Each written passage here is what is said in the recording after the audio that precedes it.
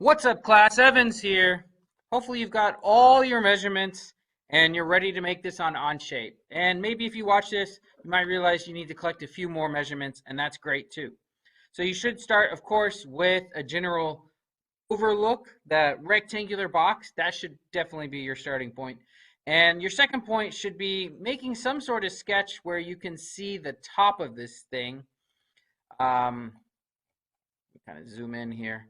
So I've got 8 circles here. There's several ways you can do this. You can make one circle and then try to do a linear pattern. Definitely can pull that off. I'm not going to do that, but what I'm going to do is I put my 8 circles here, and then I'm going to go through and quickly make sure that they're all equal. So I got to click each one of them and make sure that they're the same size. After that, I got to consider about how they line up. Remember that there are 8 of these things and they all line up in a row.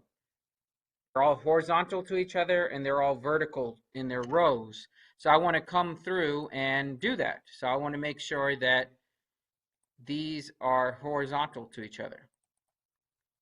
This is horizontal to this, and so forth. So take the time to straighten up each one of those.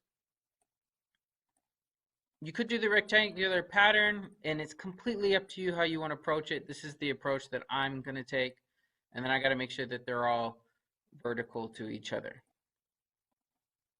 They're pairs, not to each other.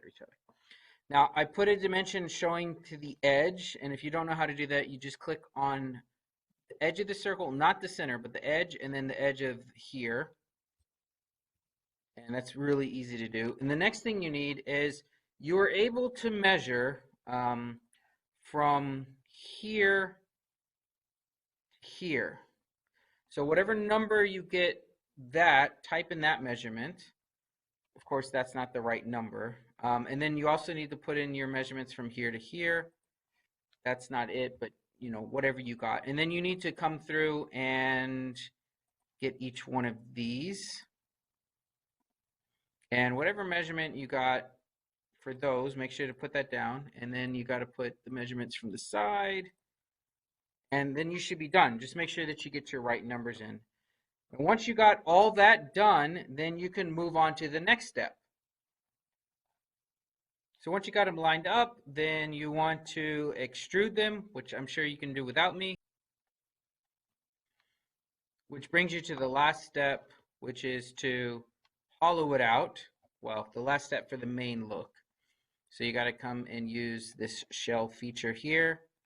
Click on the edge, and then make sure to type in whatever number that you got for, I'm going to put the wrong number that you got for the edge thickness. That's definitely too small. It should be a little bigger than that.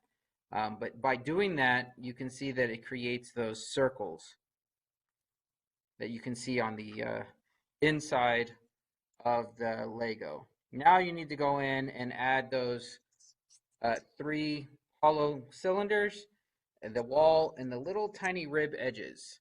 And that ought to be pretty easy to do, to put in the rib edges and the circles. You could actually get away with doing them all in one sketch, but because they're so small, you might want to put them in separate sketches. You don't have a problem extruding them all. And then when you're done with that, then you can move to the top and put a sketch right here on the top of it to do that Lego logo. And the best way to do that is with the X command here.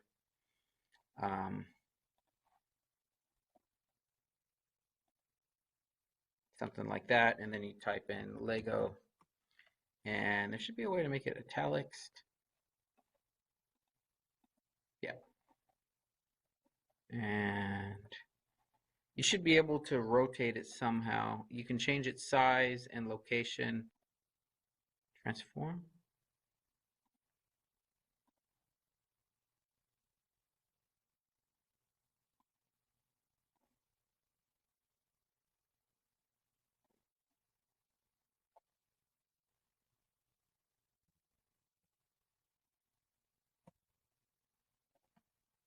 There we go. And then you can just kind of play around with the size.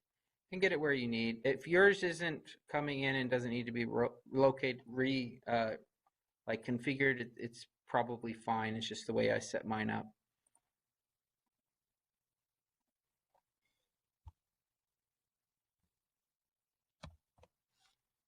See if that helps. Anyways, so I'll leave you to figure out all of that on your own.